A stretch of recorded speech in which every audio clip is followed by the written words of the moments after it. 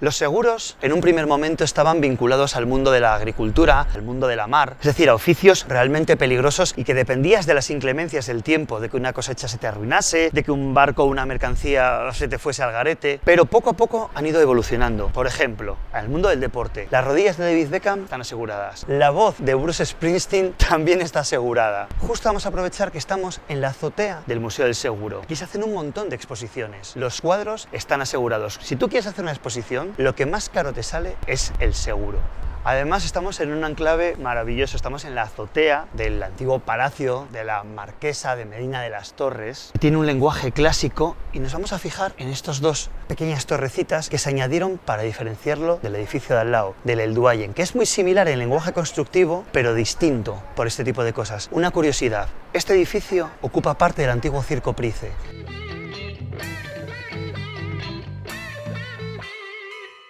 Como decíamos al principio, el amor y el conocimiento es un fenómeno de la atención, así que vamos a ver si atendemos un poco a los museos más discretos. También nos enseñan muchas más cosas. Os invito a venir al Museo del Seguro.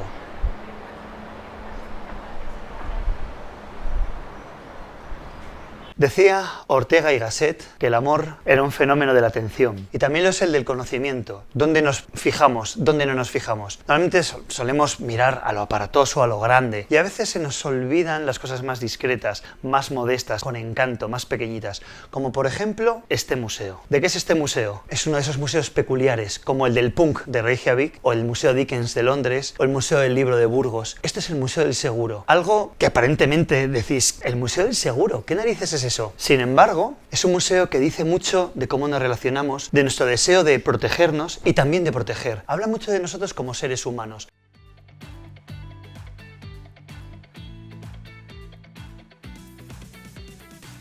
Un recorrido por este museo es un recorrido por la historia de la humanidad.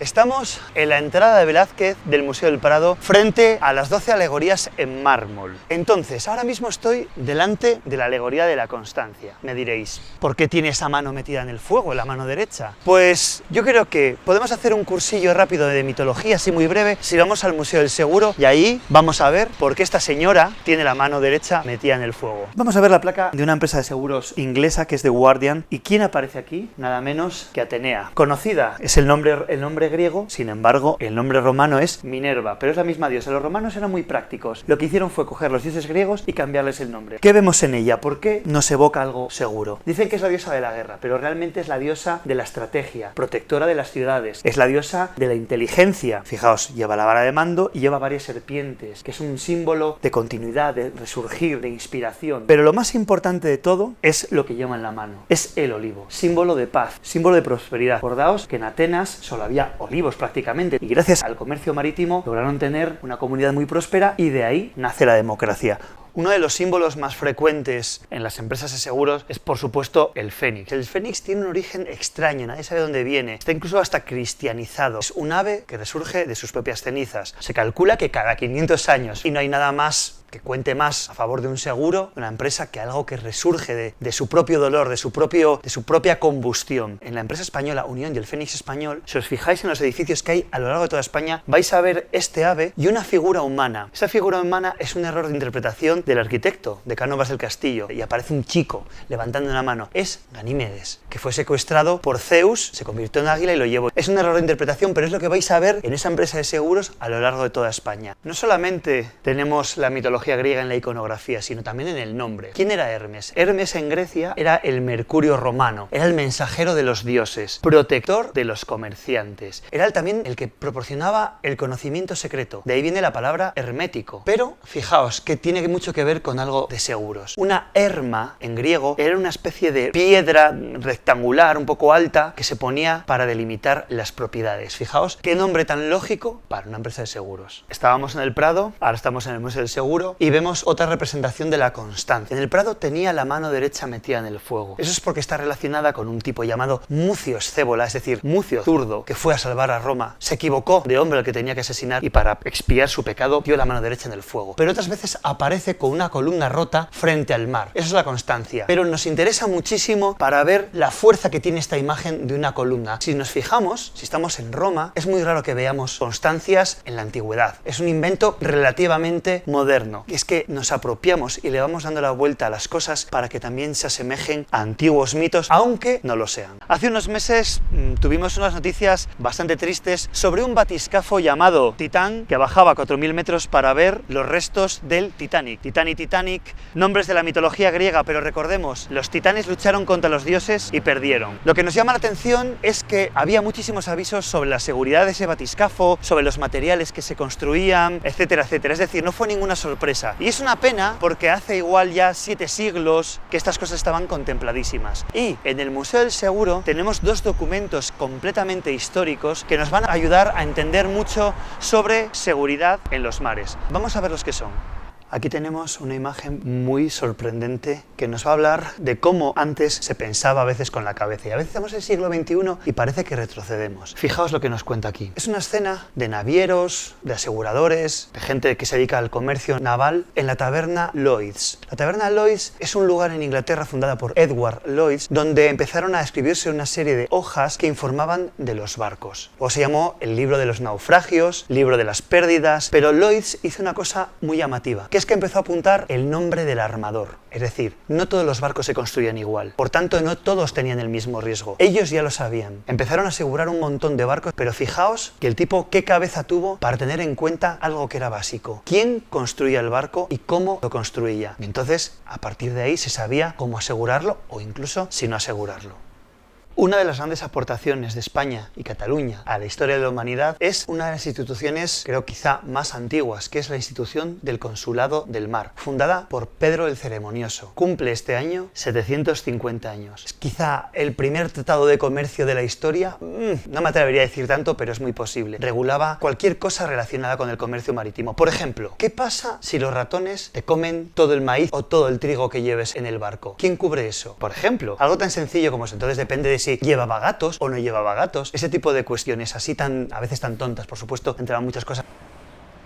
Las bicicletas han supuesto un grado de libertad para el ser humano increíble, sobre todo porque de paso que haces ejercicio ahorras en combustible móvil. Son un símbolo de libertad, lo fueron en Holanda en los años 60 cuando esas bicicletas iban pintadas de blanco. Posteriormente se extendieron por el resto de Europa y por fin han llegado también a España. Ahora tenemos una cuestión que son los vehículos de movilidad personal, los VMP, con una especie de seguros on-off, seguros por uso, una serie de cuestiones que antes no existían y poco a poco se van relacionando. Pero una cosa, ¿vosotros sabéis que ya en los años 40, en plena posguerra, había seguros para bicicletas? Os voy a llevar a ver un cartel maravilloso que vais a ver y me vais a decir si os cuadra con la época en la que estaba viviendo. Es un cartel fabuloso, muy posiblemente censurado. La bicicleta la carga el diablo. Vamos al Museo del Seguro para verlo. Este seguro le amparará de todos sus riesgos como ciclista. ¿De qué año creéis que es este cartel?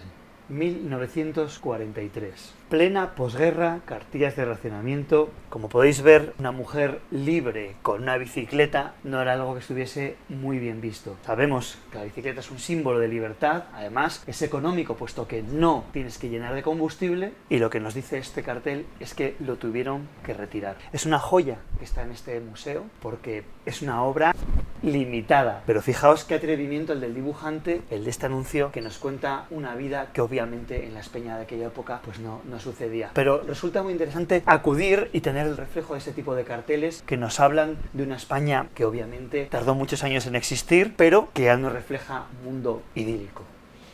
Decía mi madre que para conocer la realidad de una ciudad hay que ir a los mercados, a las tiendas. Yo también diría más cosas. Hay que fijarse en la moda y sobre todo en la publicidad. Vamos a ver un ejemplo publicitario que es muy llamativo, que también nos va a hablar mucho de la realidad y la vivencia que tenía la gente de a pie con la muerte. La muerte era algo mucho más cotidiano que ahora. Entonces se veía de una manera distinta. También la situación de una familia frente a la muerte y el desamparo. Vamos a ver un anuncio que hoy en día sería completamente inviable. No porque sea políticamente incorrecto, sino porque nos instalaría un temor en el cuerpo que, vamos, yo creo que nadie le gustaría ver eso.